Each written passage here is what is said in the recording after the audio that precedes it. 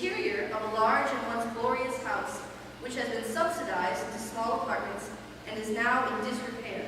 We see the lobby and the stairway to the second floor, along with doors to six apartments. In the lobby, which serves as a common sitting area, there's an old TV set along with an old Tiffany floor lamp and furniture from the 40s or 50s. Occasionally, we hear the sound of an elevated train passing nearby and horn honks. The walls are covered with an ancient wallpaper that is curling off in spots. When the scene opens, the building superintendent is on the second floor, standing at a door which leads to the third floor. He pulls a padlock out of his back pocket and snaps it shut on the door. He has a clipboard under his arm. In the distance, we hear the screeching wheels of an elevated train. JJ enters through the front entryway of the apartment building, struggling as he carries boxes. He looks around at the apartment numbers and then sits down the boxes in the lobby. The super watches him, unobserved from the second floor, and does not make a move to help him. You must be the new 1A. Who, me? Yeah, you. I don't see anyone else around, do you? No. The super slowly walks down the stairs and talks with JJ. He has a noticeable limp. You living alone, 1A? No, of course not. I'm a kid. I live with my mom. I don't see a Mom. She's looking for a parking place. You got a car? Well, she's not out there trying to parallel park a horse. You got a car or a moving van? Oh, a car. If she's lucky, she might find a spot for a car somewhere in the surrounding 3 or 4 blocks, if it's a subcompact. What about a job? Again, I'm just a kid. It's just too easy to push your buttons. Where are you from, 1A? The wheat fields of Kansas? No, we used to live in this really nice, and I mean nice, house in the suburbs. Wayne, you know, on the main lane. Wayne on the main lane? Might as well be Kansas. Well, Dorothy, you ain't in Wayne no more. My name isn't Dorothy, it's JJ, short for Jack Jr. You are just too easy. So, 1A, what does your mom do? She's a mom. I didn't ask what she is. I asked what she does. What kind of job does she have that lets her afford these fancy dates? My mom's a vampire. Well, this just got interesting, 1A. A vampire, huh? Yep. Well, that's okay, because Jekyll and Hyde live up there in 2C. And you don't even want to know about the monster who lives in the basement dungeon. My mom's not really a vampire. No. She's a Levo Thomas. She draws people blood at the hospital so they can do tests. I was just kidding about the vampire thing. You know, just like you were kidding when you said there was a monster in the basement. Right? Sure, kid. Whatever helps you sleep at night. Beatrice, JJ's mom, enters carrying some boxes. She is very attractive and has a wonderful, engaging smile. When the super sees her, he immediately goes to her aid to help her with the boxes. You must be the other half of 1A. I mean, I assume the other half. Now, it's third, right? There's no Mr. 1A moving in, is there? You must be the building super.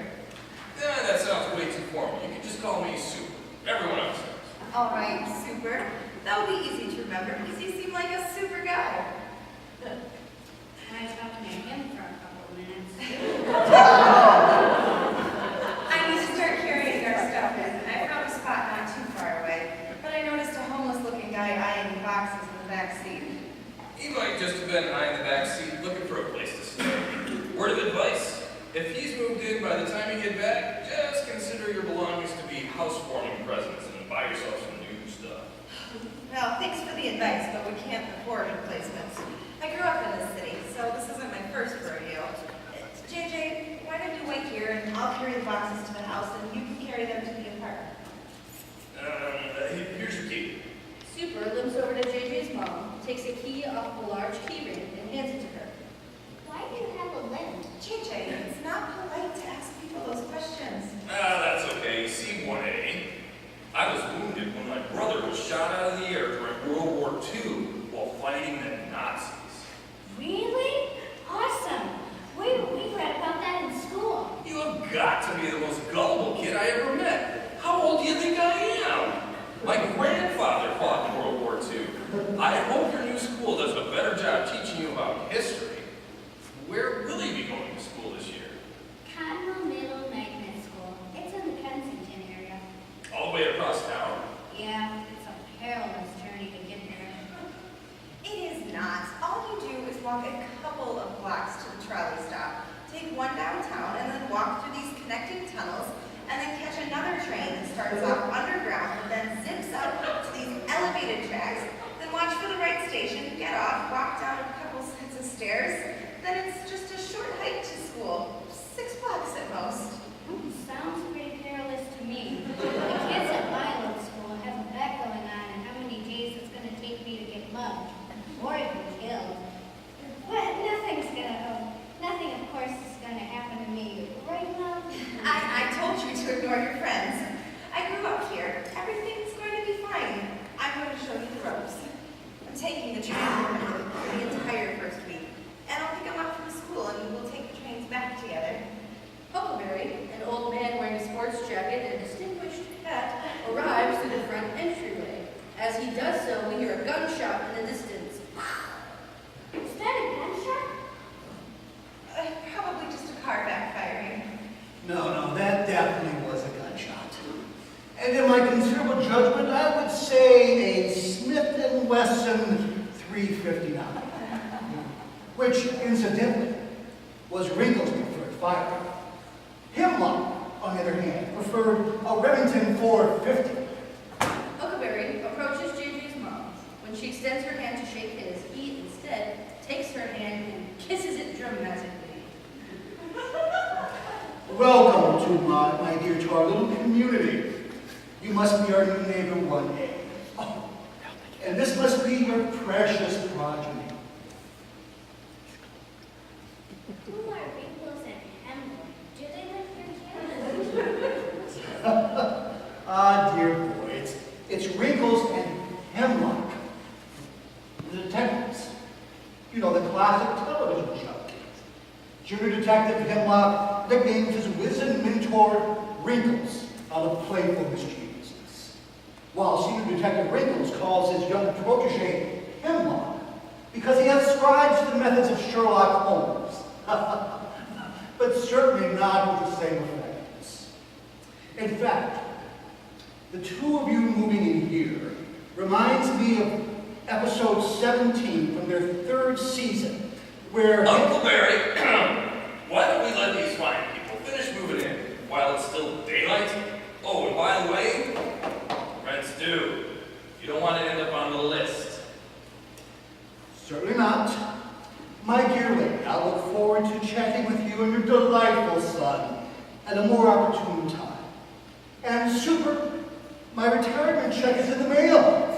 And consequently, so is your rent check. Huckleberry bows towards JJ's mom and exits into his apartment with a flourish. You know what? Maybe for your sake, I should give you a quick tour of this place. You know, it's an cabins before you move in. Sure. All right, follow me. All right, so 1B, you just met him. Huckleberry Hopkins, or as he's also known, Huckleberry Has-Been. Old-timer, stuck in the past, like to fly on a glide. Then right there we got 1C, Yana something or other Seaworth. Word on the street is that she's some sort of international fugitive. I say someday the KGB will show up, maybe take her away. Anyway, on the 2nd floor up there, 2A, Mrs. Morgan and her punk grandson, Anthony. Oh, so when you said that Jekyll and Hyde lives in 2A, you were talking about Anthony. Well, Anthony's a monster, sure, but his grandmother, she's the real Jekyll and Hyde. Word of advice, don't ever cross her. Then up there also is 2B, that's Lexi and Nate. Think Romeo and Juliet meet Bonnie and Clyde. Yeah. Which reminds me... Super takes out his clipboard, looks over a page, then takes out a pen and places a check on that page. What's that? Oh, yeah, this is my naughty nice list. You know, like Santa. You pay your rent on time, you stay on the nice list. You pay it late, like Lexi and Nate, you go on the naughty list. Word advice, don't end up on my naughty list. Oh, and finally up there we have 2C, which is Lucy. She's always on the nice list, and actually, she's an all-around nice person. But the way I figure it, maybe a little too nice. I'm guessing she's hiding some horrible secret. Why else would she be living here? No one normal lives here. Oh, present company excluded, of course. I think our normal days are over. JJ points to a fourth floor door. Nope, points to a fourth door on the second floor. Who lives behind that door? That's the stairway to the third floor, but it's been closed for years. It's padlocked because it's not safe to go up there anymore. Don't even think about it. Okay. JJ points to the second floor dumbwaiter. Who lives behind that little door? A leprechaun? It looks like an old-timey dumbwaiter. Yeah, it is. It hasn't been used for decades. A dumbwaiter? What's that? It's like this little hand-operated elevator that people used to move things between different floors of the house. Meals or laundry or whatever. I've only seen those in old movies. So where do you live? In case we need to reach you. I live in the house, in the dungeon, the basement. But you said a monster lives in the basement, Tim. I did, didn't I? We really aren't in Wayne anymore. I can't wait to tell Mandy about this place. You can Skype with her later. We better get started moving in.